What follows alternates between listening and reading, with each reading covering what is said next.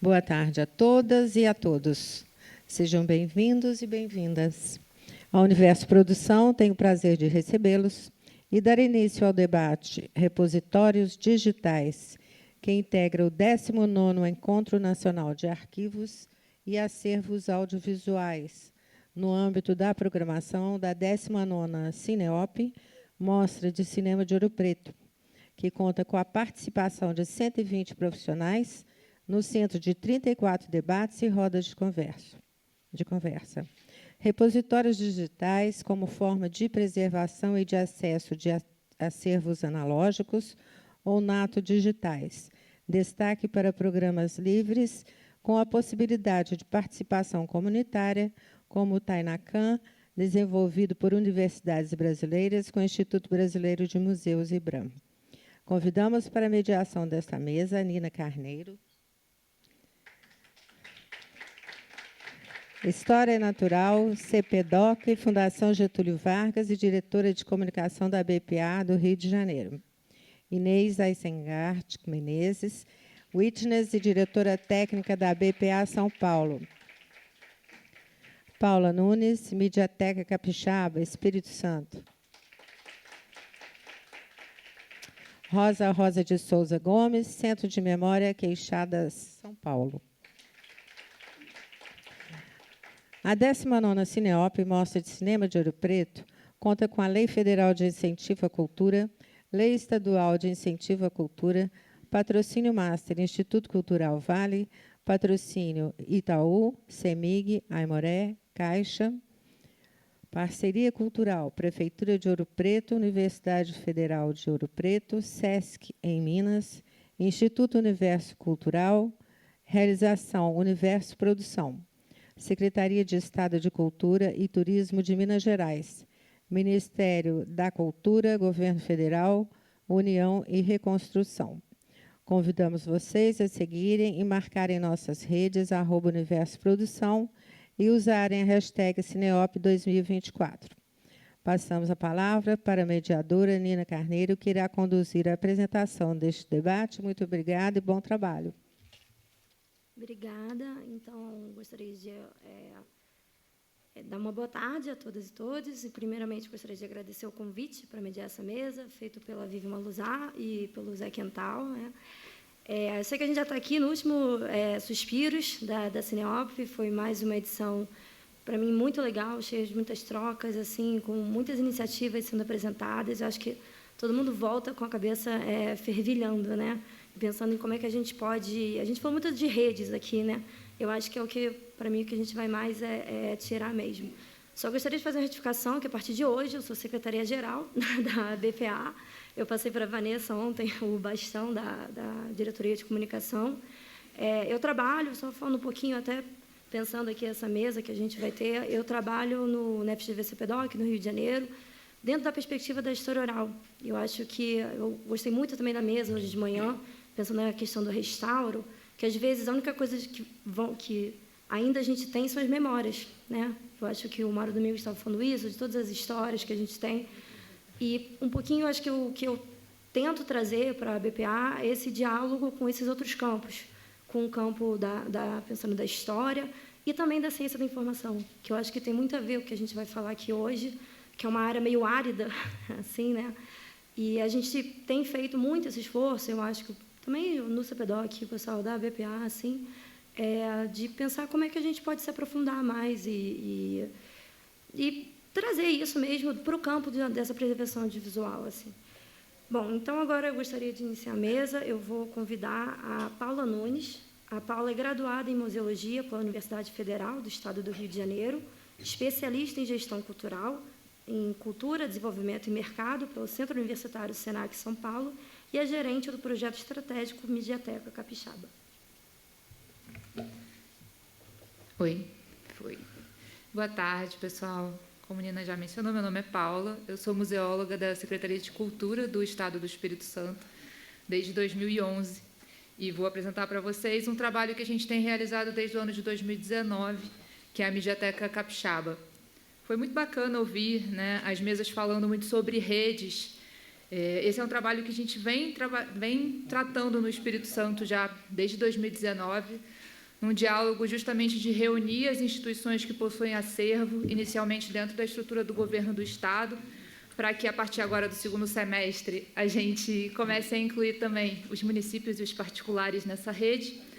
Então, vou apresentar para vocês esse nosso projeto, assim, tem sido o nosso bebê, ele é muito recente, né? Para vocês terem uma ideia, a Mediateca surge como um projeto, como uma proposta em 2019, mas a plataforma que hoje é por onde é feita toda a difusão desse acervo online, ela está no ar desde 30 de junho de 2022, então a gente vai fazer ainda aí 2 anos, né, de disponibilização online, e durante esse período a gente fez muitas conversas, muitas parcerias, assim, e eu acho que vale muito também agradecer à BPA, ao Vitor Graise, né, que é lá do Espírito Santo, que tem colaborado muito conosco, assim. Desde o começo a gente sabia que algumas áreas seriam muito desafiadoras, e acho que quando começamos, jamais imaginei que hoje eu estaria falando num evento sobre audiovisual, né? Considerando que eu sou museóloga, os nossos acervos da estrutura da secretaria não têm audiovisual, mas a gente acabou caminhando para esse lado,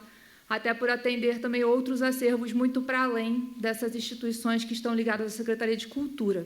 Então, acho que também um ponto que vale muito destacar é a colaboração da sociedade civil nesse projeto, né? A gente sempre encontrou pessoas muito dispostas a colaborar, a nos auxiliar, a fazer reunião, fazer conversas que pudessem, com isso, também criar caminhos, que a gente encontrasse aí propostas e caminhos possíveis para que o projeto tivesse continuidade e fosse possível, né, estar online hoje.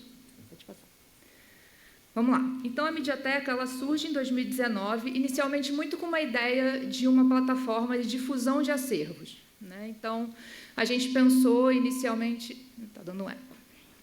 A gente pensou inicialmente na difusão tanto dos acervos dos nossos museus, da biblioteca e do arquivo, mas também na difusão do audiovisual capixaba.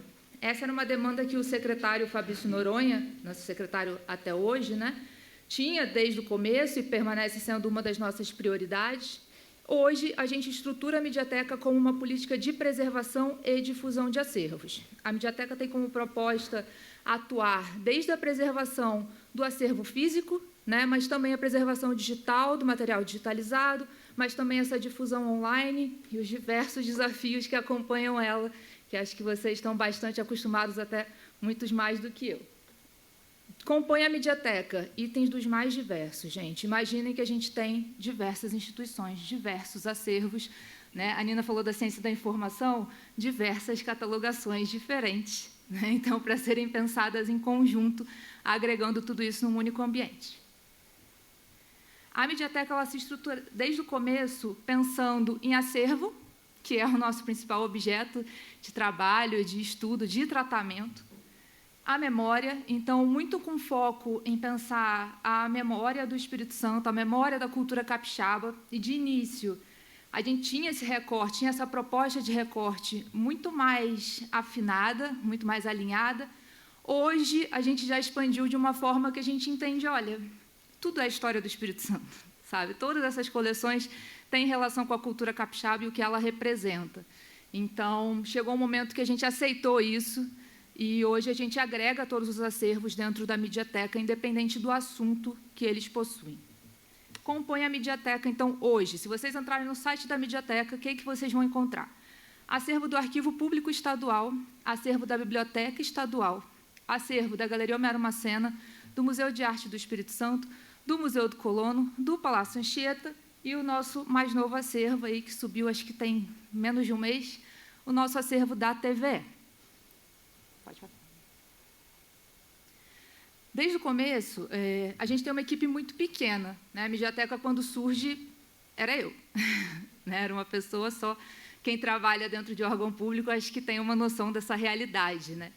Hoje, na Mediateca, nós somos eu, a Bruna, que está aqui comigo, que é formada em Direito, e a gente tem mais uma pessoa que é trainee da área de Ciências Sociais, que trabalha junto à Mediateca. Então, desde o começo, a gente sempre teve consciência que uma equipe desse tamanho não conseguiria caminhar sozinha. Então, sempre buscamos parceiros possíveis, né? E aí, desde esse diálogo com a sociedade civil, mas também a parceria institucionalizada. Tá? Então, eu vou falar para vocês de algumas parcerias que a gente construiu durante esse tempo, que nos permitiram chegar até onde estamos hoje e permitiram, inclusive, que a gente sonhasse, né, em ampliar esses pontos. Vocês também vão ver, eu brinco sempre assim, que a Mediateca é um plano de dominação do Espírito Santo. Então, a gente começa com o acervo do governo do Estado e a intenção é ampliar para todos os acervos possíveis que a gente consiga alcançar. Eu sou servidora efetiva, né? Então, também falo, olha, gente, eu tenho mais aí 30 anos, se eu conseguir aposentar, né, trabalhando para colocar esses acervos online. Pode passar. Como que funciona a Mediateca dentro da estrutura do Estado? A Secult faz toda essa gestão, todo esse contato com as instituições, contratações, né, aquisição de material, tudo isso é feito pela Secretaria de Cultura, por essa equipe. Mas, para além disso, a gente tem um suporte muito grande da Prodeste. Eu não sei se tem alguém aqui de outros governos estaduais, mas, às vezes, esse é um diálogo complicado, né? O diálogo entre a galera da cultura e a galera da informática. Assim. A gente, felizmente, tem um apoio muito grande da nossa estrutura de informática dentro do governo. Então, tudo, né, da Mediateca, desde a plataforma até todo o storage desse material, seja ele o de preservação, seja de difusão, é mantido pela Prodeste. Né? Então, questões de segurança, de backup, tudo é a Prodeste que dá esse apoio. Hoje, a gente tem aí por volta de um storage de 40 teras e a intenção é um crescimento de 15 a 20 anuais. Né? E aí, num diálogo com a Prodeste constante também, pensando nesse armazenamento, pensando na questão de preservação, como que isso fica na estrutura deles, mas a gente sempre teve esse caminho aberto, esse diálogo muito aberto. Então, quando a gente pensou a Mediateca, e aí eu não quero ser testemunha de Tainacan, como falaram para a Inês, mas a gente fez toda uma pesquisa sobre plataformas que existem no mercado. Então, a gente olhou sistemas do futuro, a gente olhou o Atom, a gente olhou o Biblive, a gente olhou o Sofia, tudo que era plataforma das diferentes ciências da informação. Né? Eu sou museóloga, mas eu lido com arquivistas e bibliotecários o tempo todo, tá? Então, também não pense que ela puxou sardinha para o lado dela, porque ela é museóloga. Então, a gente pesquisou todas essas plataformas que estavam disponíveis. O Tainacan foi o que a gente considerou que seria mais maleável. Tá? Lembrem o seguinte, o nosso foco dentro da estrutura da Mediateca é preservação e difusão de acervos. Então, pode ser que eu não chegue a um máximo de detalhamento de metadados, de informações desses acervos que estão online. E tudo bem, gente, porque a minha intenção é agregar município também. Então, não adianta eu fazer um super detalhamento dos acervos e impossibilitar que outras instituições cheguem para a Mediateca. Tá? Criar um nível de especialização que as outras instituições não vão conseguir atender. Então, a Mediateca ela tem, para agregar, o padrão do Dublin Core. Tá? Quem é da ciência da informação conhece bem, são 12 metadados, coisa pequena. Para mim, não importa a catalogação que a instituição faz, se tem 20, se tem 100 metadados, e a gente tem essas diferenças dentro das instituições que compõem a Mediateca, eu vou agregar os 12 metadados do Dublin Core para dentro da Mediateca. Tá? Então, o nosso foco é essa difusão e a preservação desse material físico, e aí seja isso com compra de material, seja isso com contratação de serviço. O acervo da TVE, para vocês terem uma ideia, a gente fez um tratamento das fitas Umatic, né? A intenção agora é ampliar para os outros formatos. A gente precisou contratar, né? Não tinha leitor de Umatic, não tinha máquina na TVE que pudesse fazer esse trabalho, e também não fazia sentido a gente comprar um equipamento para um material que, né, não tem mais continuidade. Então, a gente precisou contratar. Para os museus, a gente comprou equipamento para fotografia de acervos. Né? Então, uma parte do trabalho foi feito com esse equipamento. A gente foi adaptando à realidade de cada instituição, o que era possível, o que era mais viável, considerando a equipe das instituições e também considerando o formato, né, desses acervos. Ali, a gente tem, só para... Aí, quem é da informática, né, acho que faz mais sentido, mas só como funciona a Mediateca, a gente tem os Tainacans individuais, né, e aí, por isso, quando se falou muito em rede, a Mediateca é isso, ela é uma rede, né, desses acervos do Espírito Santo. Então, a gente tem os Tainacans individuais, os repositórios individuais, e todos eles são integrados a um guarda-chuva, que é a Mediateca. Então, as pessoas conseguem acessar os repositórios de forma individual, você consegue entrar no Tainacan do museu, no Tainacan da biblioteca, isso é possível, mas se você entrar na Mediateca, você consegue fazer uma busca em todas essas instituições. Tá? Então, tem essa diferença. Assim.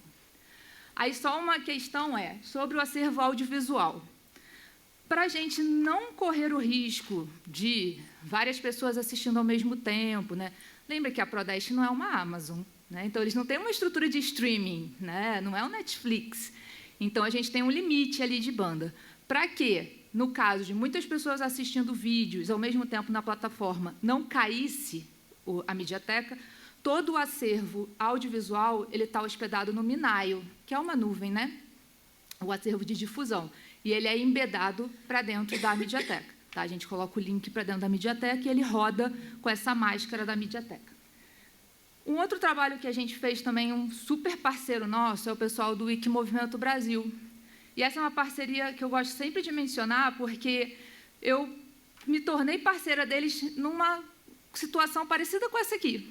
Eu vi uma apresentação deles e falei, caraca, a gente tinha que colocar a Mediateca dentro da Fundação Wikimedia, assim, como que a gente faz isso? Eu entrei em contato, a gente começou esse diálogo. Hoje, a Mediateca Capixaba tem uma GLAM dentro da Wikimedia, então, se vocês buscarem, a gente tem alguns acervos, né, que estão em domínio público ou licença livre já disponibilizados. Isso projeta o acervo de uma forma absurda, né? Eles têm um alcance que a gente não tem dentro da nossa estrutura, né? Coisa de 500 mil de acessos só na GLAM da Mediateca. Mas, para além disso, eles já tinham um conhecimento sobre a questão dos direitos, que nos era muito necessário. A gente tinha um conhecimento sobre direito autoral e licenciamento muito pequeno. E entravam esses outros acervos. Entra ainda na Mediateca, e aí até o final do ano a gente já deve estar com esse material disponível, também os produtos dos editais do Fundo Estadual de Cultura. E, com isso, entra acervo audiovisual desses editais, entra música, entra literatura, entra uma série de áreas que têm direitos reservados. E a gente precisava entender, precisava saber como queríamos disponibilizar isso. Então, a gente fez uma parceria com o Wikimovimento Brasil e o Internet Lab, né, que é um pessoal da área de direito que trabalha com conhecimento livre na internet. A partir disso, eles fizeram uma análise de todos os nossos acervos, dessas instituições que compõem a Mediateca, e criaram um guia de análise e licenciamento da Mediateca. Esse guia orienta, né, sobre acervos que poderiam ser deixados como licença livre, acervos que já se encontram em domínio público, mas também acervos que dependem do licenciamento do produtor. Tá? A gente lançou ontem esse guia de análise e licenciamento, né, lá no lançamento dos livros, mas ainda tem algumas cópias, inclusive, se vocês quiserem, disponíveis lá, impresso. Pelo QR Code, vocês conseguem o guia também em PDF. Tá? Você bota para mim, volta lá. Você bota para mim aquele PDF. Cada instituição da Mediateca recebeu um guia próprio. E aí o acervo da TVE ele passou por uma análise e foi criada uma matriz de risco. Tá? Então, com base nos campos do guia, falando, pode passar, orientando como que esse acervo poderia ser disponibilizado. Na verdade, gente, quem assume a responsabilidade da disponibilização disso online é o diretor da instituição. Qualquer problema que der, porque esse acervo está online, vai cair no colo dele. Então, no nosso caso da TVE, o diretor da TVE assumiu o risco e disponibilizou todo o acervo online. Ele tem uma matriz onde diz, né, sobre cada acervo, o que deve publicar, o que não deveria publicar, o que é risco baixo, o que é baixíssimo, o que é médio, o que é alto, o que é altíssimo, e ele assumiu esse risco, optando por qualquer solicitação que ele receba, que esse acervo seja retirado do ar. Né? Então, se vocês entrarem hoje na Mediateca, todo o acervo da TVE que a gente já trabalhou até o momento está disponível junto aos demais acervos. Pode voltar. Esse foi um trabalho longo, tá? Longo assim, 1 ano, pelo menos, né? Pesquisando acervo, olhando o material, conversando com as pessoas, entendendo o que tinha disponível de documentação, o que não tinha. Um outro ponto que a gente também fez uma parceria é sobre a questão dos desafios da difusão dos acervos digitais, né, e online, com outras instituições que já trabalham com isso há muito tempo. Então, no nosso caso, a gente buscou o Museu das Comunicações e Humanidades, que é do Oi Futuro, no Rio de Janeiro. A gente criou um GT de acervos digitais com eles, né, por enquanto só eles. No próximo mês deve entrar o Instituto Moreira Salles. e a gente tem criado notas técnicas. Lembra que eu falei para vocês que os municípios vão fazer parte da Mediateca? A intenção com essas notas técnicas é que a gente consiga simplificar alguns temas que acabam sendo inerentes à Mediateca. Para que vocês entendam, a Mediateca não é simplesmente um repositório digital, tá? Ela contém ainda, dentro do site, curadorias, que são justamente a seleção de algumas coleções, de alguns itens em torno de um único tema, como se fosse uma exposição virtual, assim, falando de forma bem superficial. A gente tem alguns trabalhos que foram desenvolvidos junto à UFES de jogos online, propostas de inteligência artificial, que também estão disponíveis dentro da Mediateca, bem como a gente tem informações da BNCC junto dessas curadorias, porque a nossa intenção também é que esse material seja utilizado pelos professores. Então, esse é só falando sobre essa questão da pesquisa que desenvolveu esse trabalho junto à Mediateca, né, para além dessa inclusão de um repositório digital. A gente fez uma parceria junto à Fundação de Apoio à Pesquisa do Espírito Santo e desenvolveu esse projeto, que aí inclui também desenvolvimento de scripts, né, outras ações. Aí nós temos alguns jovens que trabalham a parte de comunicação da Mediateca, esse repasse de metodologia de digitalização a baixo custo, entendendo que nem todo mundo vai ter condições de comprar um scanner planetário de R$300 mil, gente. Assim, isso não existe. Então, a gente precisa pensar em outras formas, compartilhamento de equipamentos, tudo isso a gente vem trabalhando nos últimos anos. E aí, sobre o audiovisual, a gente criou um grupo pequeno, por enquanto, com algumas pessoas do setor audiovisual. O Vitor Graz participa conosco, mas a gente ainda tem o pessoal da ABD, da UFES também, em diálogo conosco, para debater justamente sobre essa inserção do acervo audiovisual dentro da Mediateca, pensando em políticas para o setor, né? A gente também foi falado muito aqui nas mesas sobre Lei Paulo Gustavo, Lei Aldir Blanc. A gente teve editais de chamamento público para a área de preservação de acervo audiovisual, né? A gente contemplou, infelizmente, a gente teve poucos inscritos. Ainda não é uma área que a gente consiga ter um número grande de projetos no Espírito Santo, né? Mas a gente tem se preocupado e sempre buscado trabalhar essas questões, até porque é do nosso interesse que esses acervos também estejam disponibilizados. A intenção é que, dentro do Estado, a gente consiga armazenar toda a produção audiovisual capixaba no nosso storage, né? Até como uma forma de preservação. Para além disso, a intenção também é que o arquivo público se torne esse espaço oficial para receber as matrizes físicas do audiovisual capixaba e tenha condições para isso. O planejamento do projeto é criar, né, a câmara fria para a reserva técnica e também uma reserva mais adequada aí de 15 e 14 graus.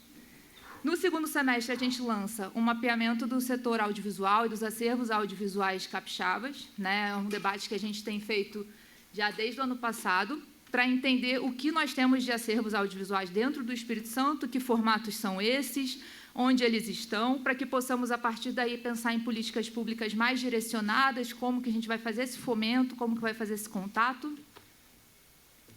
E ainda em 2024, a gente começa o trabalho de inventário e digitalização do acervo da rádio, né? A nossa TVE, ela faz parte de um sistema RTV, então a gente tem a TVE e a gente tem a TV do Espírito Santo, que já tem 80 anos, mais ou menos, de funcionamento. A TVE fez 50 agora, a rádio tem 80.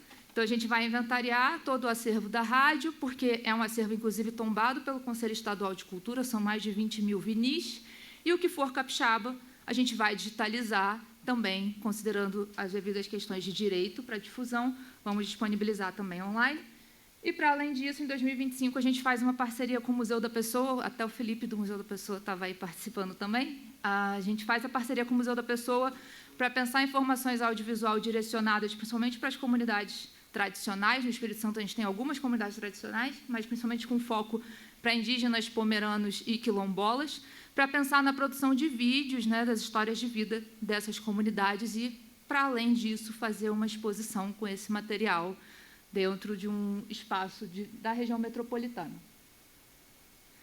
É isso, gente. Assim, tentei falar de forma super resumida. É um projeto gigantesco. Assim, ele tem uma série de caminhos, uma série de ações acontecendo ao mesmo tempo. Fico aqui à disposição também para a gente conversar mais um pouco e, sem dúvida nenhuma, aprender um pouquinho mais com vocês também. Obrigada.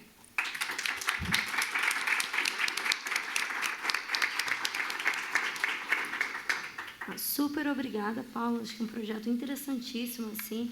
Só ressaltando que o Felipe é o novo diretor institucional da BPA. Ah, é? Eu acho assim que você traz muito, para além dessa questão das redes, também das parcerias, né? Sim. Que a gente não precisa ser especialista em tudo. Você também pode procurar quem... Não tem como, não tem tempo. Não tem como. Mas você pode procurar quem já está fazendo, quem sabe. Inclusive, a gente também na BPA, em dezembro, a gente fez um workshop online com o pessoal do Internet Lab, que foi interessantíssimo, sobre direitos autorais e audiovisuais. Enfim, agora eu gostaria de convidar, passar a palavra para a Rosa de Souza Gomes. Ela é historiadora com mestrado na área, pós-graduanda do Programa de Museologia da Universidade de São Paulo e atua desde 2008 na área de preservação de acervos, com experiência em conservação de documentos em suporte de papel e fotografias e processamento de arquivos pessoais e institucionais. Estruturou o acervo do Centro de Memória Queixadas e foi responsável pela consolidação do Programa de Acervo no Plano Museológico, lançado em 2022.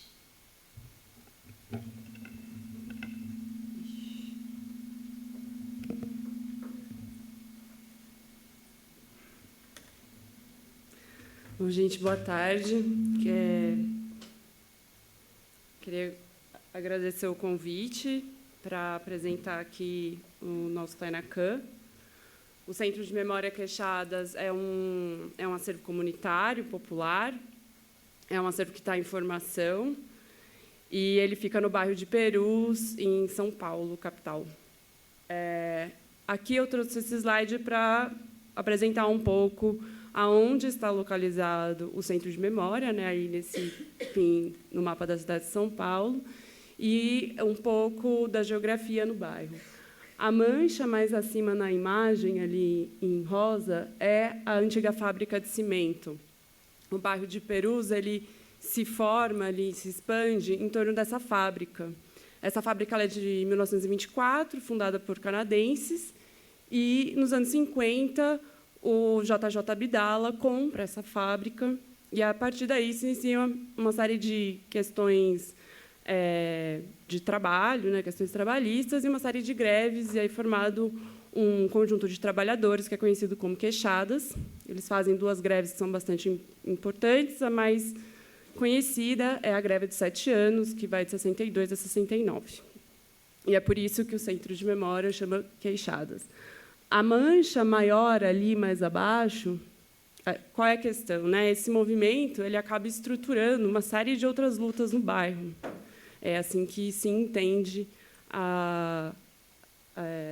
os movimentos se entendem no bairro. Então, eles vão lutar por creche, né? As mulheres, principalmente, vão lutar por creche, por UBS, e ali a mancha maior que tem nessa imagem é o aterro sanitário, lixão. Então, há uma luta também contra esse lixão, porque ele trazia uma série de problemas de saúde no bairro. Então, isso é só mais um pouco para localizar e contar essa história, né, de onde vem esse centro. Aqui é uma imagem para vocês conhecerem o nosso espaço físico. A gente está dentro da Biblioteca Municipal, no bairro de Perus. Pode passar. E aí é um pouco a trajetória, né? A fábrica ela fecha nos anos 80, e, a partir desse momento, os trabalhadores que eram, né, os trabalhadores e trabalhadoras, suas famílias, eles começam a reivindicar que a fábrica ela se transformasse num centro de cultura e memória do trabalhador. E essa reivindicação, enfim, ela é carregada até hoje, né? Em 92, a fábrica e o Sindicato dos Trabalhadores do Cimento são tombados pelo Compresp, que é o órgão municipal de preservação. E aí vira uma demanda para que essa fábrica fosse desapropriada, né, e se constituísse ali esse centro. Em 2012, um conjunto de pessoas do bairro, ali do território, fundam, então, o Movimento pela Reapropriação, que é esse movimento que vai continuar com essa pauta dos queixadas.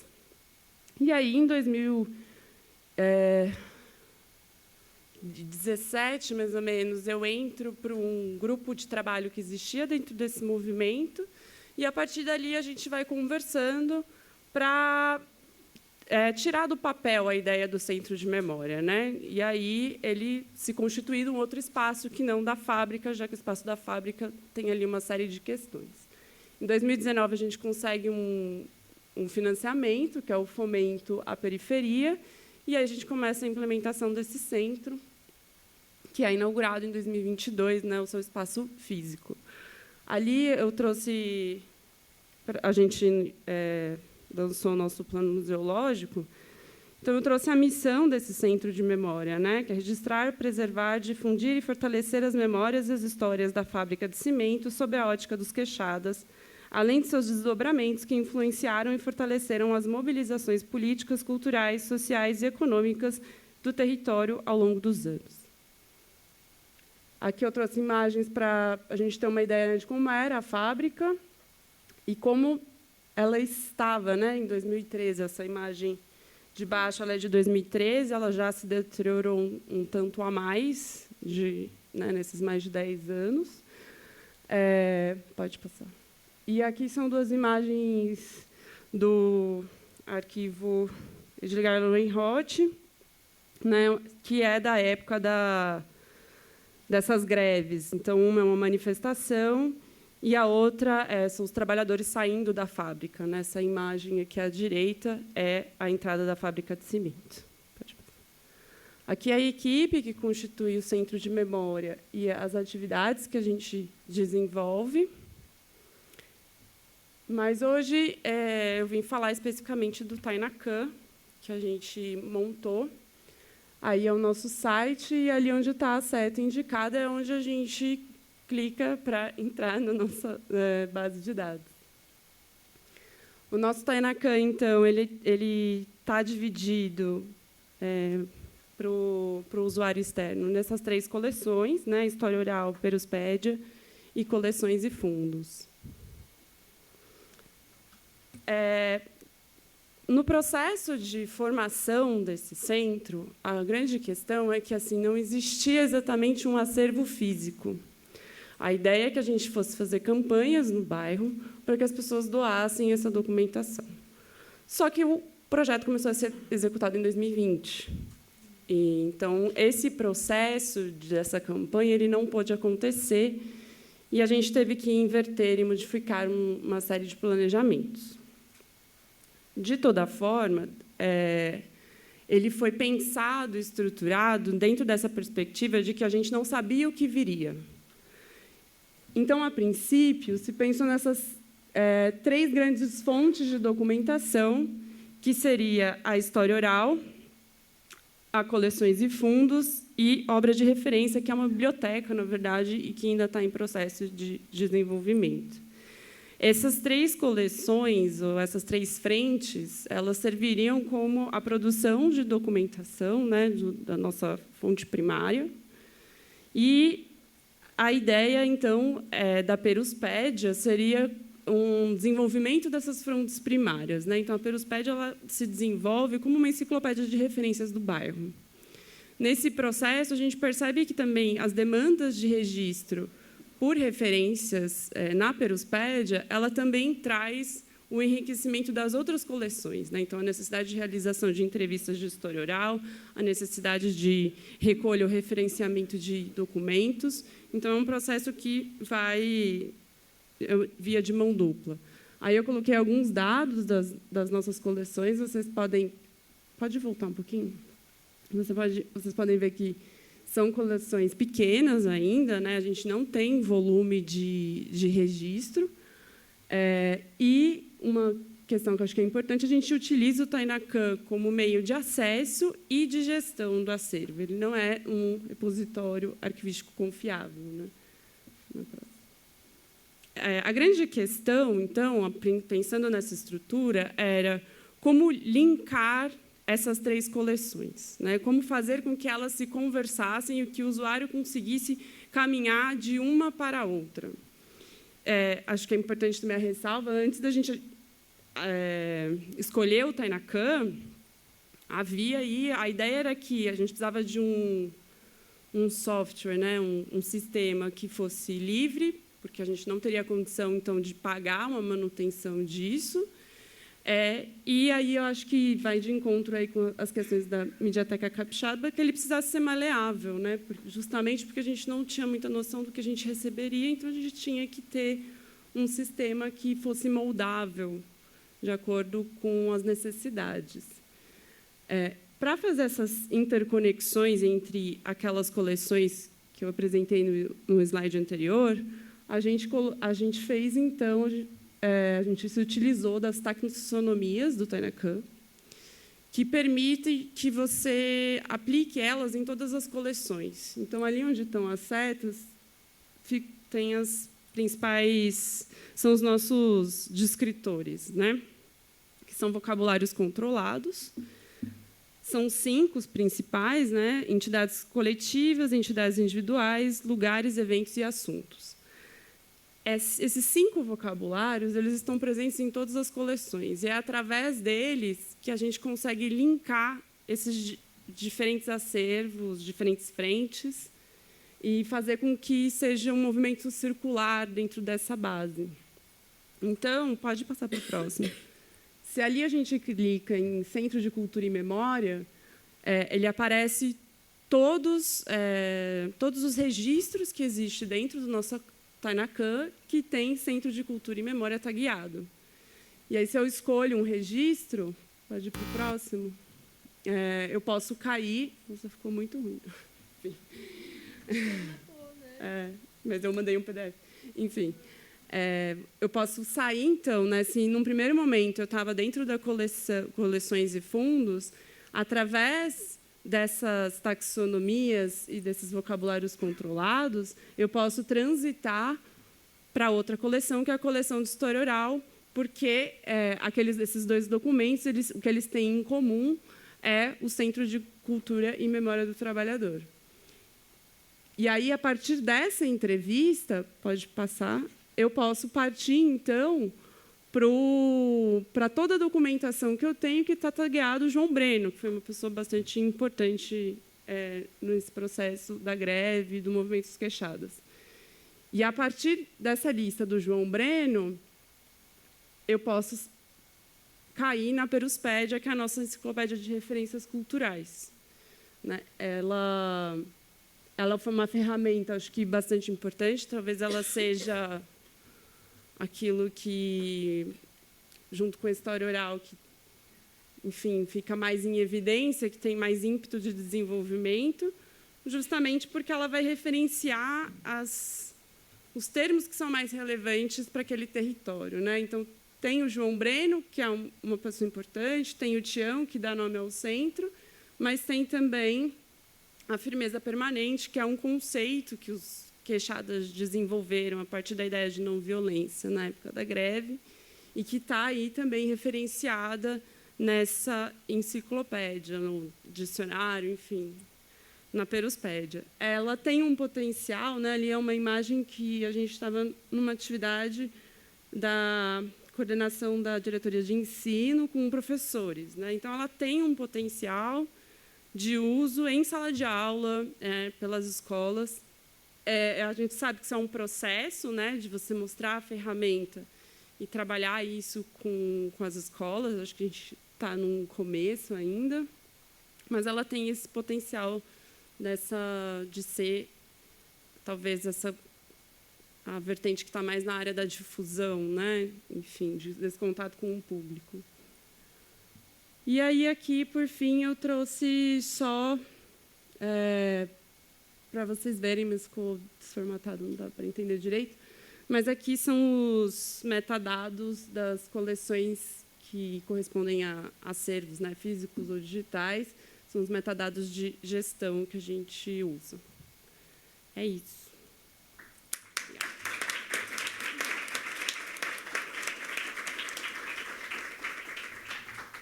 Obrigadíssima, Rosa. Eu estou tentando, desde 2018, convencer o pessoal do CPDOC a usar o Tainacan com história oral. Então, quarta-feira, eu vou chegar com esse exemplo assim já, né? Mas, assim, eu acho que uma coisa muito interessante que traz assim, o Centro de Memória da Queixada é que a gente tem falado muito de descentralização. Isso não é só uma coisa geográfica, você pode descentralizar dentro do Estado de São Paulo, né? De trazer essas comunidades, essas memórias, né? Então, agora, eu vou passar a palavra para alguém que tem sentimentos muito fortes em relação ao Tainacan.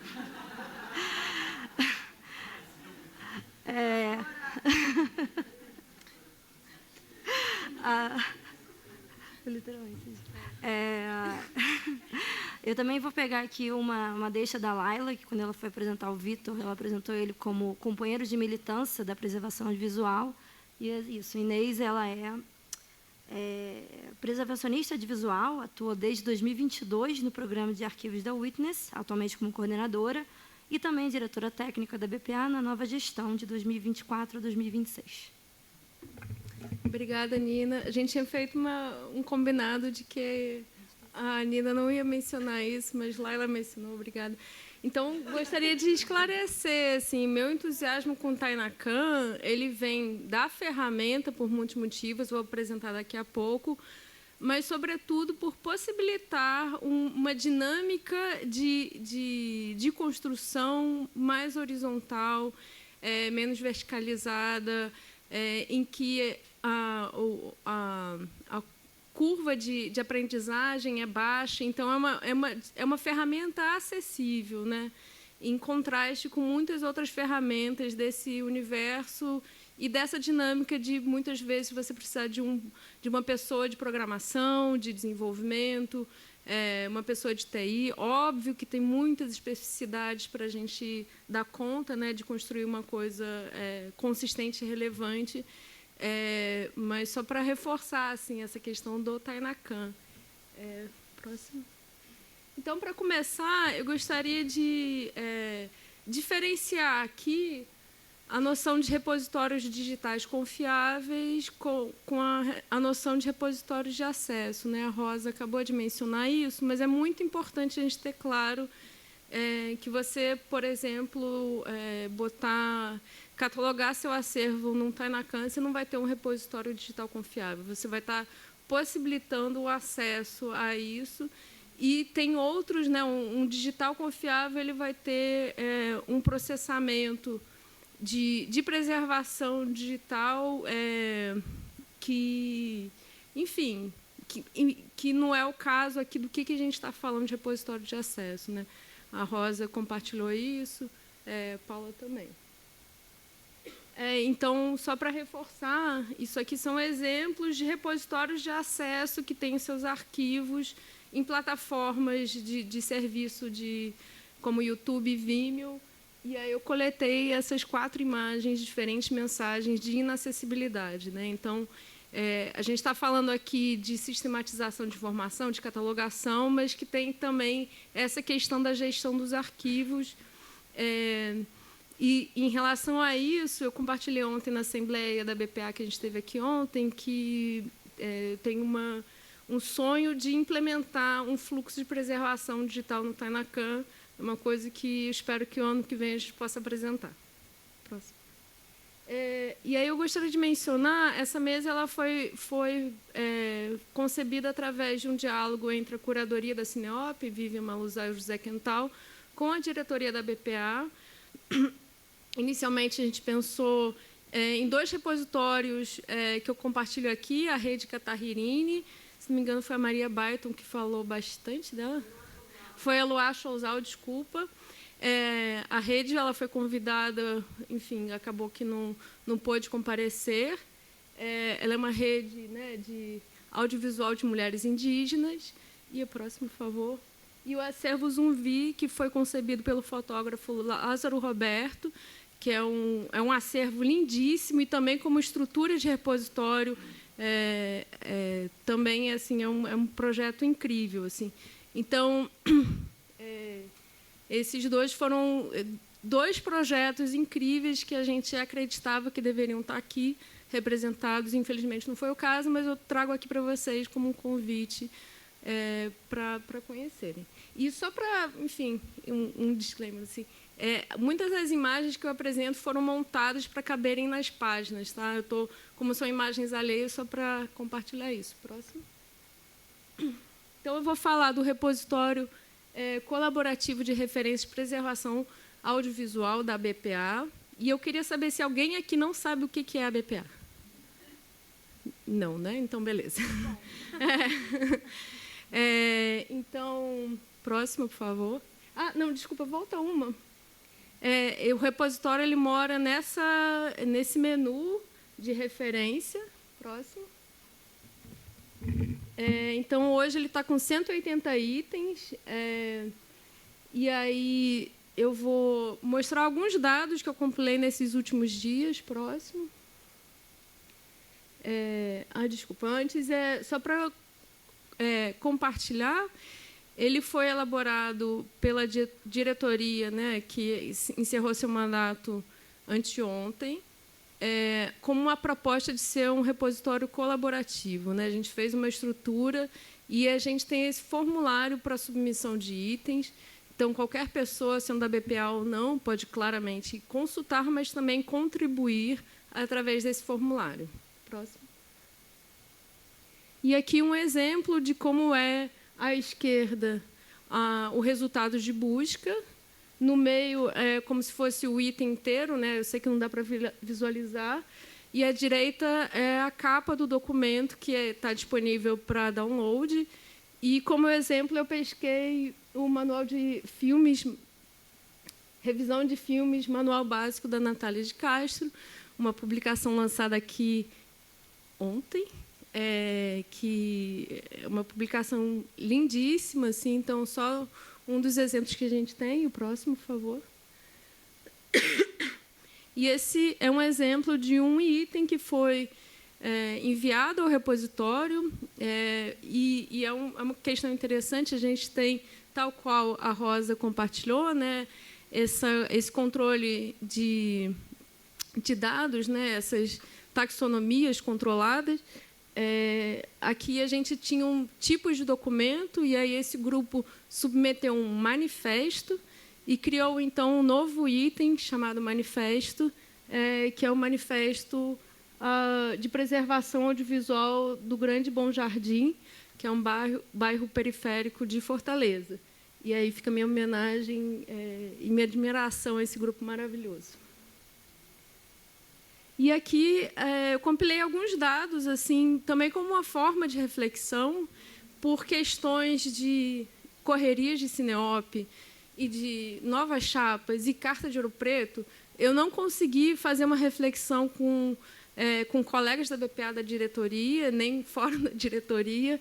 Então, essa exposição aqui já é uma reflexão com apontamentos para melhorias, né, em revisão do repositório. Então, aqui a gente tem 83 artigos, 20 dissertações de mestrado, 16 livros. Alguns estão somente catalogados, né, indicados, outros têm o PDF da íntegra, tese de doutorado, monografia, debate, entrevista, guia técnico, vídeo, masterclass, manifesto. E está faltando algumas coisas que não estão aí. Próximo. E aqui, como ano de publicação, gente, achei tão engraçado isso, que a gente não, eu sei que não dá para ver aí atrás, mas a gente começa com 1898. Desculpa. Aí a gente tem alguns itens dispersos, assim.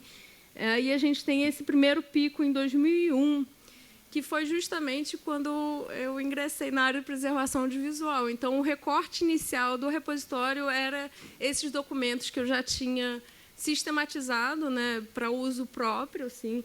Então, ver esse gráfico, para mim, corroborou isso. E aí tem esse pico também em 2022, que a gente teve, né, em ano saindo de pandemia, assim, a gente teve um número de publicações grandes.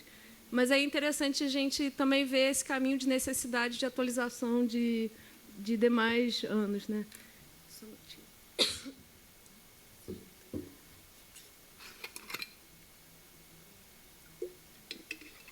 Próximo, por favor. E aqui, também, mais uma vez, eu moro em São Paulo, mas eu sou do Rio de Janeiro, e aí isso demonstra uma problemática tremenda, assim, que o repositório está refletindo um pouco dessa pesquisa. A gente tem Rio de Janeiro, São Paulo, Minas Gerais, Distrito Federal como a boa parte desses registros, né? Isso é um problema grande, então eu estou compartilhando isso também como uma forma da gente direcionar essa questão de forma conjunta. E aqui, vou demonstrar aqui algum desses termos controlados. A gente tem, por exemplo... Desculpa. O Tainacan ele permite construir taxonomias hierarquizadas, então você tem um termo principal com termos filhos. O próprio Tainacan chamava de termo pai, eles tiraram isso, tem um outro nome agora. Então, por exemplo, clicando na Federal da Bahia, você consegue ver os departamentos, as faculdades, os institutos que estão agregados à UFBA. Então, com isso, é um indicativo, né, de uma forma de estruturar também, uma forma da gente identificar onde que a gente tem que procurar mais documentos sobre preservação. Próximo. E aqui à esquerda, a gente teve uma preocupação de sistematizar revistas, né, publicações acadêmicas, mas também para além disso. Então, por exemplo, a gente tem um artigo da revista do Festival Internacional de Cinema de Arquivo, o Recine, da Arquivo em Cartaz, Digital de Biblioteconomia. Enfim, então, a gente teve essa preocupação de identificar essas publicações. E aí foi interessante que, muitas vezes, a gente identificava, colocava mas ficava uma lista de outros itens a serem agregados. E também, a autoria é outro campo controlado. A gente tem essa questão de nome artístico, digamos, e nome acadêmico. A Adriana Fresquet, por exemplo, está com seu nome completo em algumas publicações, né? Então, a gente está agregando essas duas informações, né? Próximo. E agora a grande fragilidade desse repositório, que são os termos, as palavras-chave, que eu diria que é a principal forma de navegação, né? Você, por exemplo, ter acesso de uma vez só a todos os documentos relacionados à preservação digital num período tal, né? Isso torna muito mais consistente sua navegação. E esse é um ponto que a gente já começou uma revisão. E é muito engraçado, porque eu sou muito entusiasta do Tainacan, em parte porque eu estou usando o Tainacan em muitos projetos, que estou atuando pela Witness e colaborando com outros projetos pela BPA. E, quando eu dou qualquer aula, curso, consultoria assim, sobre o Tainacan, eu falo que a primeira coisa que se tem que se fazer, né, a gente sabe disso, que é construir um modelo de dados. Assim. Então, é muito engraçado que eu falo tanto disso, porém, eu falei em relação à palavra-chave aqui no repositório, mas a gente já está... são 180 itens, é uma coisa que a gente está conseguindo revisar. Próximo. E aqui, apontando para melhorias, assim, eu peguei esse símbolo, não sei, piegas, não sei... Só para ter uma noção de que é uma construção... Eu gostaria que fosse uma construção coletiva, né? A gente sabe que a nossa atuação na BPA é algo que acontece para além, né, das nossas atribuições, nossos empregos, mas eu convoco aqui as pessoas interessadas nesse diálogo. Ainda vamos analisar com a diretoria atual a possibilidade de contratação de uma pessoa por um período para indexar documentos que a gente identifique, mas só para, enfim, reforçar esse convite, né? E é isso. E aqui um exemplo assim da questão das melhorias, né?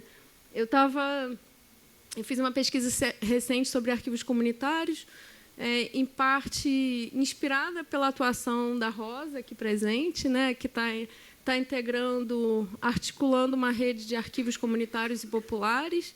E aí isso foi um exemplo de como estava realmente frágil, porque a gente tinha arquivos comunitários de 3 formas. Né? Então, enfim, esse tipo de coisa assim, mais erro grosseiro está corrigido. Assim, a gente teve realmente um problema de fluxo. Enfim, todo o processo ele tem que ter, né, uma atuação consistente, uma revisão, e por muitos motivos isso não aconteceu. Próximo. E uma outra coisa que a gente percebeu é que a gente tem uma documentação, por exemplo, as cartas de Ouro Preto. A gente tem no próprio site da BPA, mas a gente vai incluir no repositório. E aí, outra coisa que eu gostaria muito de incluir, esse campo do Creative Commons, é uma referência muito importante. Não necessariamente todos os documentos vão ter isso, mas eu já estive em contato com alguns documentos com essa referência e a gente acabou passando, não coletando esses dados. E agora, eu tenho 5 minutos. Essa foi a apresentação do repositório da BPA. Então, reforçando, ele foi um projeto lançado, não sei se há cerca de 1 ano, ele não teve a devida atenção, mas eu acredito que tenha sido, digamos, um pontapé inicial de uma construção mais consistente, que eu espero que, de alguma forma, sirva para vocês. Assim. Então, consultando a sala mais uma vez, alguém aqui já pesquisou algum documento no repositório de referência da preservação audiovisual da BPA? Legal, a diretoria bem representada, a Alessandra da Brum aqui e Vivian aqui. Obrigada, gente. Tá. Ano que vem, eu vou pegar o microfone aleatoriamente em algum momento e vou perguntar isso, assim, para ver se vamos ter uma melhor resposta, assim.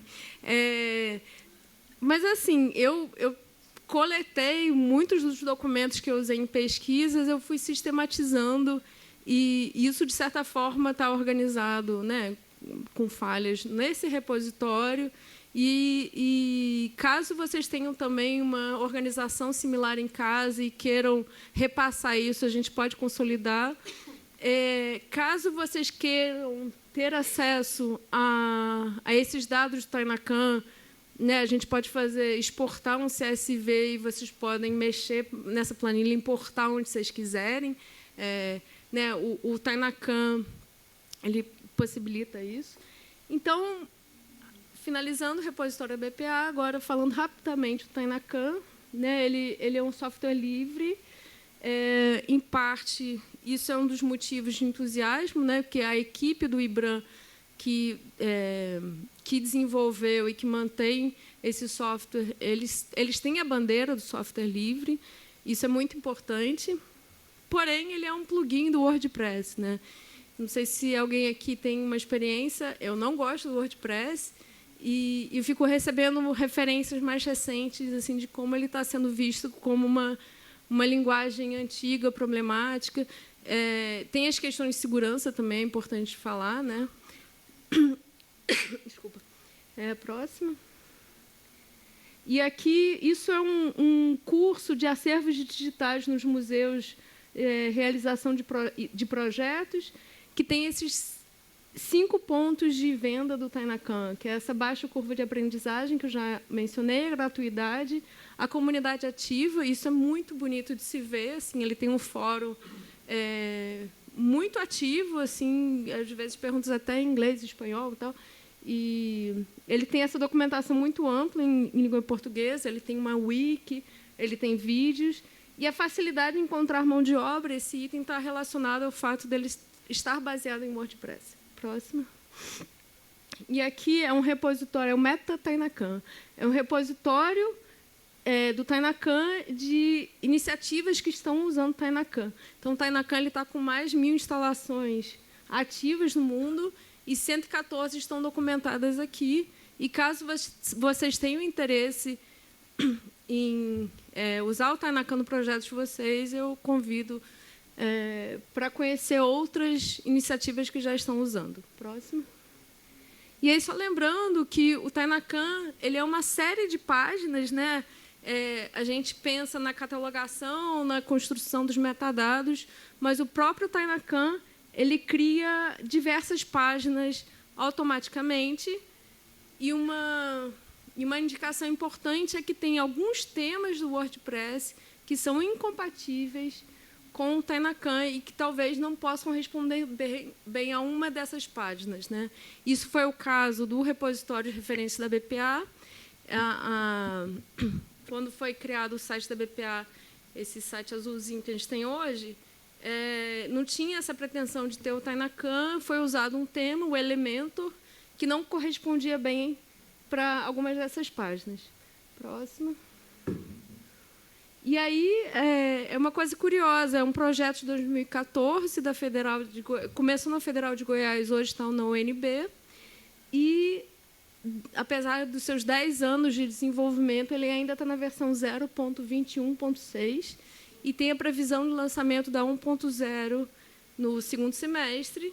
E está muito promissor. Assim, não sei se tem alguém aqui da comunidade Tainacaners, mas eles lançaram uma prévia do visual dessa versão 1.0 e está muito interessante. Alguém conhece? Eu conheço. Sim. Oi, Mauro. Legal. E aqui a gente tem a Brasiliana, né, que foi esse grande projeto de congregação dos acervos de museus.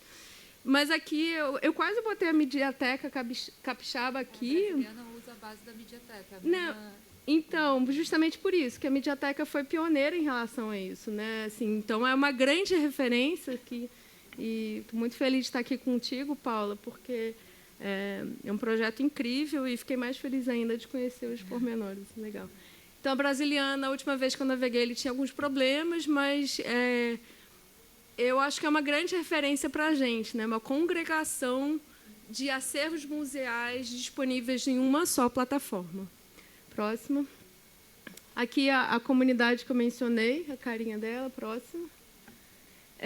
Uma outra grande referência para mim, além do Centro de Memória Queixadas e a Mediateca Capixaba, é o acervo do Memorial da Resistência de São Paulo.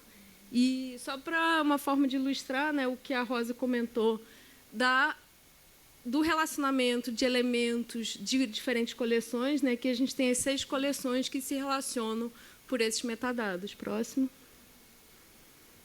E aí, só para também um alerta, né, caso vocês tenham interesse, o WordPress ele é um sistema livre e aberto de gestão de conteúdo na internet. Ele depende de um serviço de hospedagem, porém, o WordPress.com ele já é um serviço de hospedagem que, na verdade, ele tem uma versão gratuita, mas a versão gratuita não possibilita a instalação de Tainacan. Então, não é uma recomendação usar o WordPress.com, e sim um serviço de hospedagem próximo, que o próprio Tainacan indica, que alguns serviços que eles testaram. Próximo. E aí, uma outra coisa que eu acho legal do Tainacan, que ele possibilita comentários. E é uma coisa que, além eu comentei do formulário de submissão, e junto com essa possibilidade de comentários, são elementos para se pensar ativação comunitária. Né? Próximo. E aqui, meu último slide. Além da diretoria técnica da BPA, eu trabalho na Witness. Né? A Maria Baiton, que está aqui, teve a iniciativa de fazer a tradução do Guia de Arquivamento de Vídeo para Ativistas, inicialmente lançado em 2013, e a Maria com o Marco Dreyer fizeram a tradução para português e edição e lançamento da versão em português em 2017. A gente recentemente teve com um time de voluntários da BPA, inclusive eu estava lá. Não, verdade, mas foi uma iniciativa sua que foi muito bacana. E aí a gente teve uma derivação recente, que é essa guia rápida, mas aí... volta lá. E aí, ano que vem, a gente vai ter a versão 2.0. A gente está iniciando esse processo de revisar, de criar essa nova versão, com novos temas, né?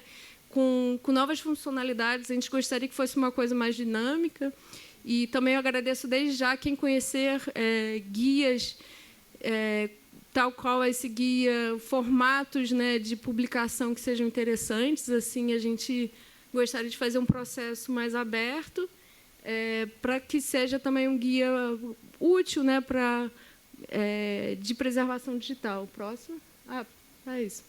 Muito obrigada. Ultrapassei um pouco, lamento. Obrigada.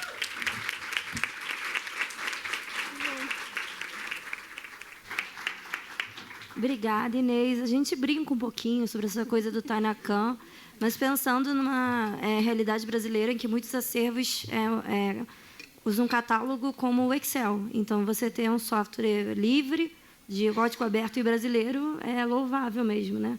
E também essa coisa, o Tanaka, ele escuta. Então, ele tem isso de perguntar às instituições o que eles querem, como é que eles podem melhorar. Então, é realmente muito legal. Bom, a gente tem um tempinho para perguntas agora. Tem duas ali, acho que o Vitor levantou a mão primeiro, depois você. Mais alguém? Ali, então. Parabéns pela mesa, Vitor Grazi, da BPPA.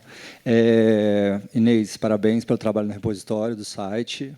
Não aponte os defeitos, tem muito mais qualidades.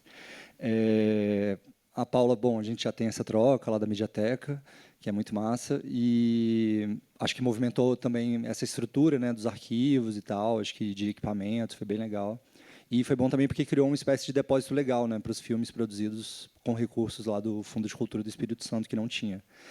E aí eu queria perguntar para a Rosa, porque eu achei fenomenal, assim, o projeto, não conhecia, é incrível, né? E queria saber mais como é que foi a pesquisa desses. Você falou mais do repositório, mas da pesquisa de encontrar esses documentos, fotografias, personagens, se continua a pesquisa, e o que mais derivar disso, assim.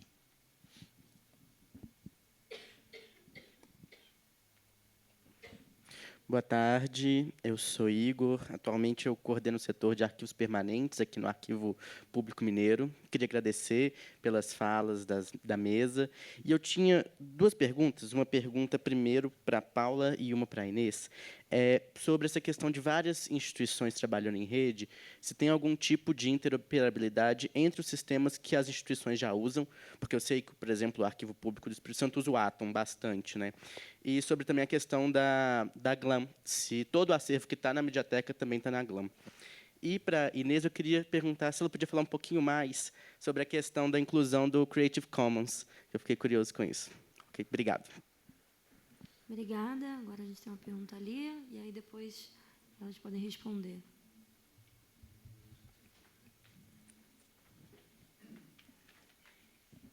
Oi, gente, boa tarde. Caetano aqui, da Cerro de Alma Corrêa. Eu queria fazer duas perguntinhas. Uma para ti, né, esqueci do nome, mas do Paulo. Como é que foi essa relação com o Wiki? Assim, eu entendo que você já tem uma estrutura, né, de institucional. Eu estou começando nisso agora, saindo da dimensão do acervo pessoal, privado, tentando institucionalizar ele. Mas assim, a Wiki ela abraça coisas que já estão numa dimensão de difusão, ou não? Pode ser anterior a isso? Então, isso eu queria entender. E não é a primeira pessoa que eu vejo falar do Internet Lab, parece ser um viés interessante. Eu só estou querendo saber a etapa de passos. Assim, né? Meu escopo é sempre acervos pessoais, tentando ganhar uma dimensão um pouco maior de difusão, mas assim, eu também tenho que respeitar o licenciamento dos materiais, eu entender como é que são os direitos, né, das pessoas que estão ali representadas, então tem essa coisa. Outra coisa para a Inês, por exemplo, no Tainacam, eu sei que a gente consegue exportar o repositório dele como uma planilha do CSV. Eu consigo deixar isso público, né, para que uma pessoa, sem ter que vir pedir para a gente que gestiona o sistema, cara, beleza, eu entendi isso daqui, mas assim, eu não gosto de interface visual, eu sou um maluco de Excel, eu quero ver isso por planilha. Posso? Né? Tem como? É isso. Obrigada. Então, eu sugiro que a Rosa responda primeiro, e aí, segundo a apresentação, acho que pode ser a Paula e a Inês. Obrigada pela pergunta, Vitor. O processo de pesquisa, assim, inicialmente, o próprio projeto do Fomento ele já previa a ida a alguns arquivos, né? A gente sabe que o fundo do Mário Carvalho de Jesus, que era o advogado do sindicato, está no AEL, na Unicamp.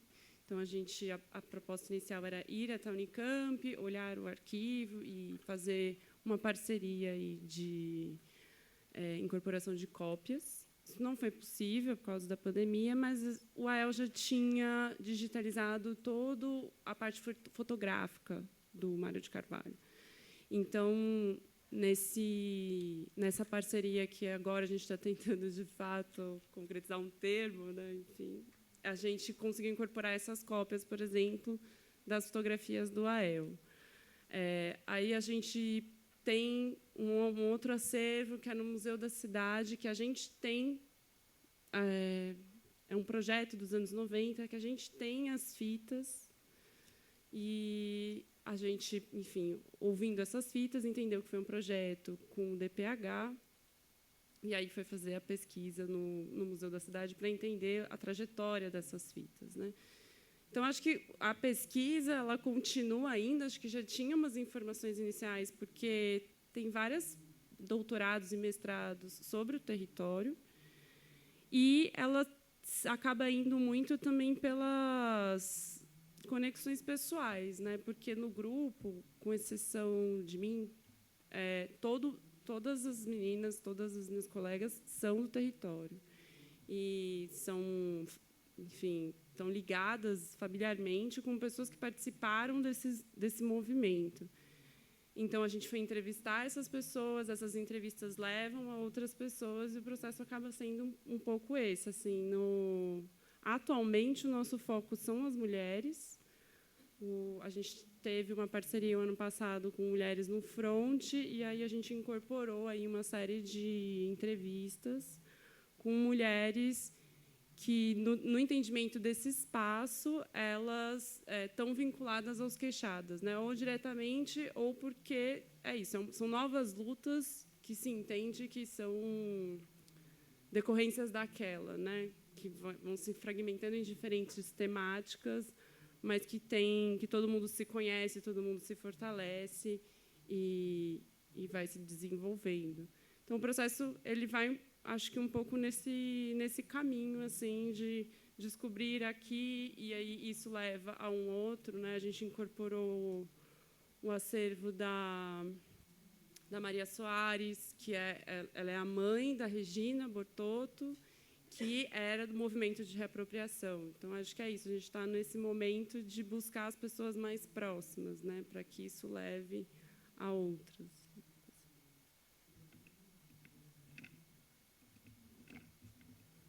Bom, vamos lá. Sobre interoperabilidade. Esse é um tema que a gente tem conversado desde o começo da Mediateca, né? Porque a gente entende que a instituição quiser manter seu próprio repositório, é uma escolha dela, a gente tem que pensar em como interoperabilizar. O acervo do nosso arquivo, que subiu para a Mediateca, é um acervo que era legado do Departamento Estadual de Cultura, né? Anterior à Secretaria de Estado da Cultura que a gente tem hoje. Esse acervo a gente escolheu colocar no Tainacan. Por quê? O átom do arquivo, eles só sobem material com marca d'água. E aí a escolha para a Mediateca é não ter marca d'água. A intenção é fazer a difusão, assim, é que as pessoas possam baixar, que as pessoas possam utilizar. Muitos dos acervos estão em licença livre. Para vocês terem uma ideia, quando a gente contrata serviço de fotografia na Secretaria, já tem um termo de licenciamento a ser assinado previsto na contratação, que tem que ser Creative Commons 4.0, que é a mais aberta que há.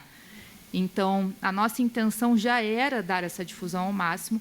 O arquivo opta por usar a marca d'água no acervo dele, então a gente conversou e falou, olha, então vamos colocar esse material, que é legado da Secretaria, dentro do Tainacan. Esse ano, a gente está justamente trabalhando essa parte técnica para interoperabilizar todo o átom para dentro da Mediateca. Isso é um trabalho, assim, no sentido de entender os metadados, isso já foi feito, porque quando a gente começou a Mediateca, a gente fez uma parceria com a Universidade de Brasília e fizemos justamente essa análise dos metadados de cada uma das instituições que estavam subindo naquele momento. Então, a gente já tem ali uma equiparação de metadados dentro da NOBRAD, né, dentro da norma brasileira de descrição arquivística, com da biblioteconomia, que a nossa biblioteca adota, bem como com os dos museus, né, a TVE a gente adotou NOBRAD também. Então, esse é um trabalho já feito. Agora, o que a gente está fazendo é a parte técnica, né, da TI, como que a gente consegue extrair do átom, porque a Mediateca ela faz uma varredura em todos os repositórios uma vez por semana. Então, toda sexta-feira à noite, rola uma varredura nos sistemas para que a gente consiga extrair atualizações dos Tainacans de cada instituição. Isso é automático, né? Então, a gente tem que pensar como que ele vai conseguir fazer isso dentro do átom. Uma coisa que eu acho importante também falar para vocês, eu não sei, às vezes parece meio óbvio, mas não sei. A gente tem acervos que têm questões de licenciamento, que não podem ficar públicos, né? Os metadados são públicos, mas o produto em si, seja um arquivo audiovisual, PDF, o que for, não é. E tem alguns metadados também que não são públicos para todo mundo. A gente agora está trabalhando para ter dentro da Mediateca como se fosse logins simplificados para qualquer usuário, para que, mediante a autorização de alguns produtores, a gente consiga dar acesso a esse tipo de material com esse login. A Mediateca, o agregador, ela não vai conseguir puxar isso. O agregador ele só puxa o que é público. A gente só consegue interferir nessa questão dos perfis de usuário dentro do repositório individual de cada instituição. Tá? Então, esse também é um ponto que a gente tem que considerar. Assim, por mais que eu agregue o Atom, DSpace, Sistema de Futuro, o que for, eu não consigo dar acesso dentro desses sistemas, por exemplo, se eu tenho um arquivo que talvez um cineclubista poderia acessar. Eu, Mediateca, não consigo fazer isso. Aí eu tenho que interferir lá no repositório inicial. Sobre a GLAM. A GLAM é uma parceria que você faz, e aí já acho que respondendo um pouco também, né, você faz diretamente com o Wikimovimento Brasil. Antigamente eram 2 instituições no Brasil afiliadas da Fundação Wikimedia, hoje é só o pessoal do grupo de usuários Wikimedia no Brasil ou Wikimovimento Brasil, tanto faz. Você entra em contato com eles e solicita, né, a criação de uma GLAM, que é uma página, para quem nunca viu, é uma página da instituição, dentro das páginas Wikimedia, onde fica disponibilizado todo o acervo, né, que seja licença livre e domínio público. Tá? Então, o que não está em licença livre ou o que não está em domínio público, a Fundação Wikimedia não sobe para as páginas. Então, isso é algo que tem que estar resolvido pela instituição. Mas, para além disso, quando nós iniciamos essa conversa com eles, assim, esse também foi um diálogo muito aberto, deles olharem para o nosso acervo e falarem, olha, a gente pode conversar e ver o que é possível, o que a gente entende daqui que seria domínio público, por exemplo. Por que a gente buscou essa parceria? Porque o nosso acervo era muito maior. Então, a gente sabia que não seria algo possível com uma parceria simples, né, na camaradagem, assim, uma cooperação técnica. Então, a gente buscou o Internet Lab justamente para ter essa orientação jurídica, também já considerando que a nossa intenção é agregar muitos outros acervos. Né? Nesse processo agora nosso de incluir os municípios, coletivos, OSCs para dentro da Mediateca, a gente vai fazer uma nova parceria com o Wikimovimento Brasil e Internet Lab para dar essa assessoria jurídica a esses outros grupos também. Porque essa assessoria, né, esse acompanhamento, não é nenhuma assessoria jurídica, mas esse acompanhamento, essa formação, ela acaba envolvendo mais do que simplesmente só essa análise dos acervos. Ela inclui aí a criação de termos de licenciamento, né, ela inclui cláusulas para editais nossos, então, ela é um pouco maior do que só a análise desses acervos. O pessoal da Wiki, eles fazem uma orientação inicial. Acho que vale muito você buscar eles, sim, né, para abrir esse diálogo sobre a GLAM. Se você quiser, depois a gente se fala, eu te passo contato, sem problema nenhum. Mas eles são extremamente abertos a parcerias, é do interesse deles, é a galera do conhecimento livre, da internet livre, então, assim, eles querem mais é que tudo isso esteja online e disponível. Tá? Acho que foi.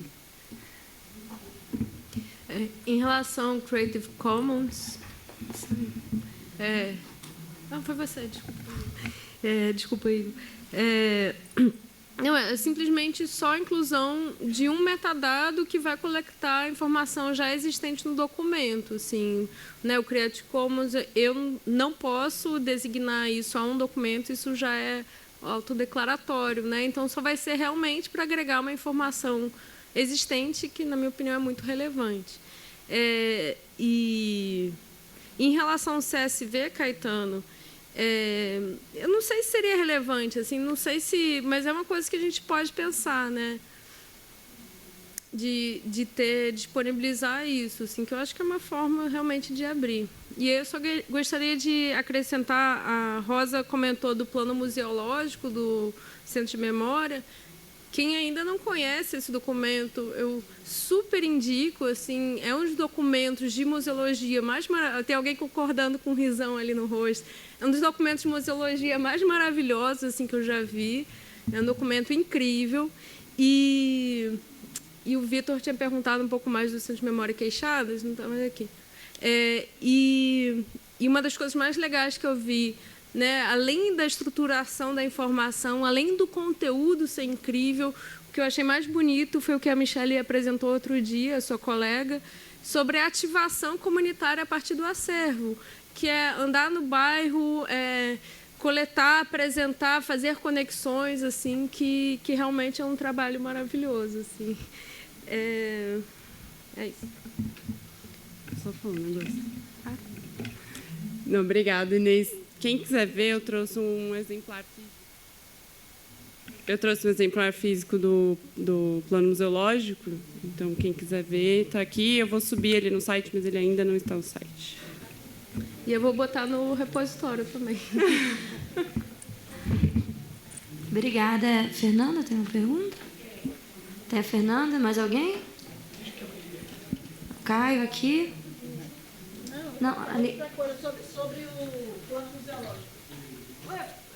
Não, falando que depois eu quero ver o plano museológico. Ah, ok, claro.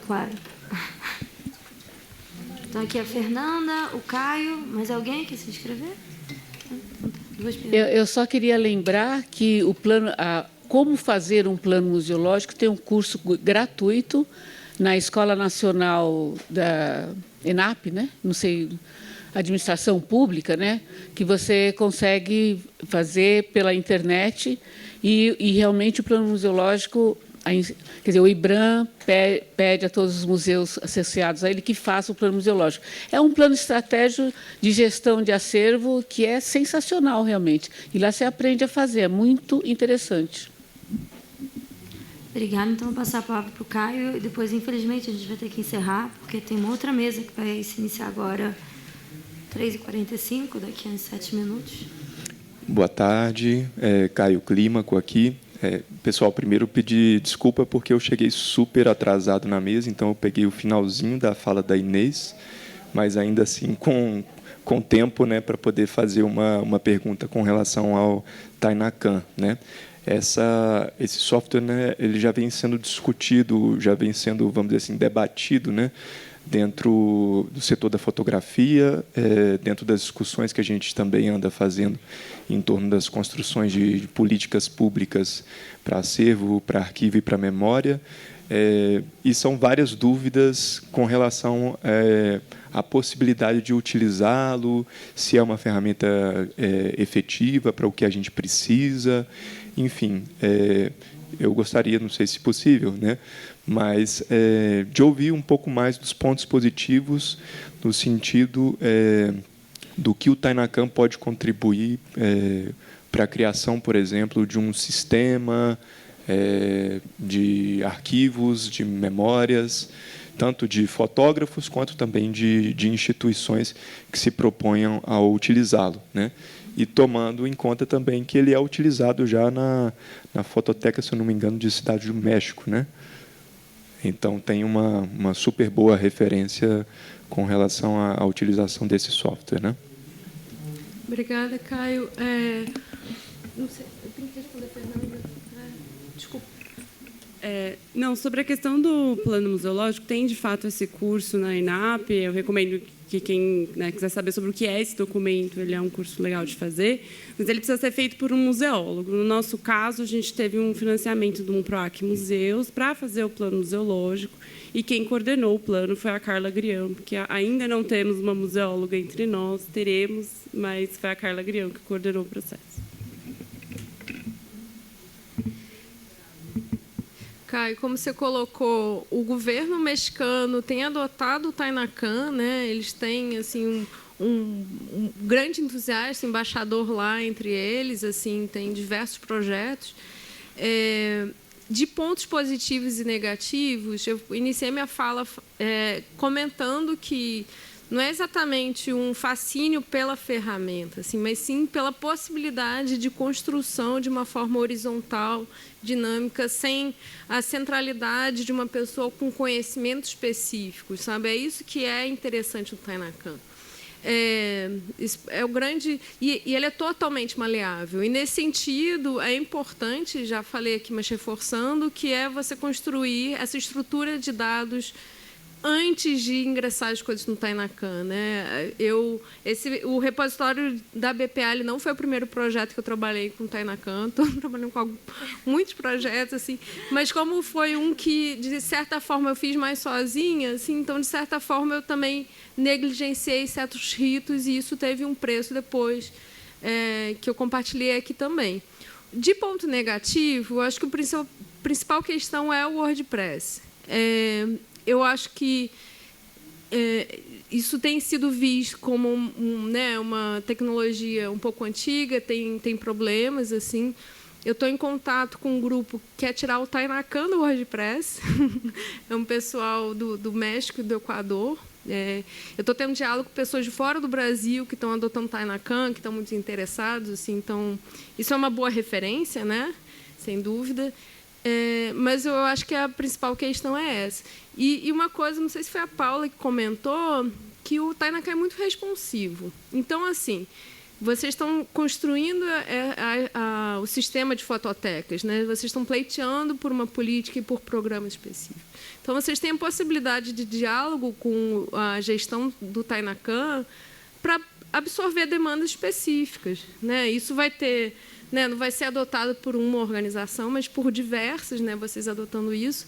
Eu tenho sido bem ativa no fórum. Assim, eu tive um projeto que necessitava de uma ferramenta de geolocalização. Eu falei, cadê a ferramenta de geolocalização?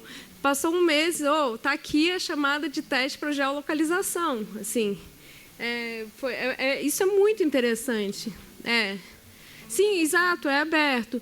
E, gente, a coordenação do Tainacan está aberta para acompanhar a implementação nas instituições. É claro que isso vai mais para instituições ligadas ao IBRAM, mas é toda e qualquer instituição. E eu, como diretora técnica da BPA, eu tenho dado suporte, consultoria a projetos também, né? A gente comentou aqui com... acervos de produção discente de cursos audiovisuais. Assim, é uma coisa que a gente já está em andamento. E, enfim, é um pouco desse módulo que eu comentei que a gente gostaria de desenvolver, que é garantir o processamento, enfim, tornar um repositório de acesso, que é o Tainacan, um repositório digital confiável. E eu queria, Vitor, para você... eu acho que não tem um problema da gente mostrar os defeitos, assim, porque eu acho que é importante, ainda mais a gente pensar que a gente está aqui também entre associados da BPA. Quem não é ainda está convidados para ingressar. Acho que é a 4ª vez que eu falo isso esses dias. Mas porque, para mim, foi também uma surpresa, assim, porque toda vez que eu percebo uma ausência no Tainacan, eu vou lá e coloco, assim, mas assim, eu quero pegar a revista de arquivo, quero botar tudo lá, não está lá, entendeu? Assim, eu já sei de certas faltas, mas quando eu vi essa concentração do Sudeste, que a gente sabe que é um espelho de certas dinâmicas, eu falei, cara, eu tenho que compartilhar isso. E eu tenho que compartilhar isso também conclamando colegas de outras regiões também para a gente mudar isso, sabe? E, enfim, isso é da BPA, mas no sentido de... a gente pode ter um uso para além da BPA também, né? Obrigada, Inês. Bom, então o nosso tempo acabou, mas, claro, a gente sempre pode continuar aqui com os debates e as conversas lá fora. Gostaria de agradecer muito a fala aqui dessa mesa 100% feminina. E é isso. Obrigada.